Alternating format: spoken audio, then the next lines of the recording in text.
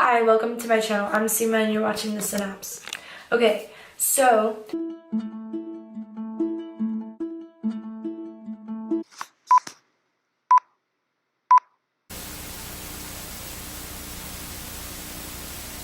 One, two, three, four, five, too many times I've been down this road too many nights. So next time I should use my heart. I should use my heart. Use my heart. I should use my heart. Glass is half empty, I want you bad, I want it that bad. hi, welcome to my channel. I'm Seema and you're watching The Synapse. I should use my heart. I should use my heart. I should use my heart. Use my heart. I should use my heart. I should use my heart.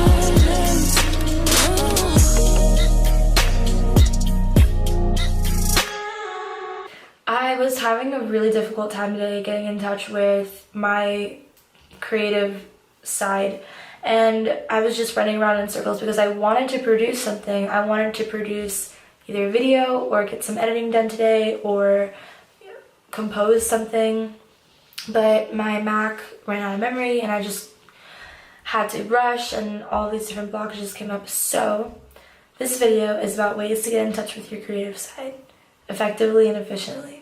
Creativity is a mark of intelligence, but it's also a lot of hard work. To be able to be productively creative, you have to instill within your entire life a schedule that allots time for creativity and manages all the other things that you have to do on a normal daily basis. And with me, I found that I'm most creative at night, which poses a large problem for like my sleep schedule and stuff, but I also know that my creativity can be harnessed in ways that I would not have even seemed possible prior to my thinking and my delving. So a really good way to be creative is to make sure that you have a lot of time alone by yourself. This allows you to really get in touch with who it is that you are in your lighter side, if you know what I mean. The side that exists without any worries, without any qualms, and without any, I guess, troubles of like, you know, the daily routine and things that you have to get done and all that kind of stuff. So you really have to be completely by yourself to be able to get in touch with your creative side. Also, ideally, you should be completely relaxed. It just so happens that creativity cannot be fostered in a stressful environment. So you have to make sure to be completely, at peace and stuff to ensure that creativity flows to you. That's another thing about creativity. It can't really be forced. It has to be more so naturally incurred. And it happens naturally for us as individuals when we are relaxed and alone and are not looking forward towards one particular thing. You can't be thinking about, future stuff. You have to be really, really in the present moment. And this can be achieved through meditation. This can be achieved through like jamming out with music and stuff like that. Writing, but you have to make sure you're alone. This brings me to my next point. Whatever you harbor creatively, it's important and best to write it down. So I keep a journal. I keep like 5 journals and I write down everything all the time. The notes app on my phone is flooded too. So write down whatever it is that you think of, whether it be a quote or a business idea or anything like that. I found that it's good to keep a journal and a pen on hand at all times, all the time, because even if you want to write something down on your phone, when you write it down physically with your hand, it allows you to remember it better. And then it also allows you to keep going with that idea.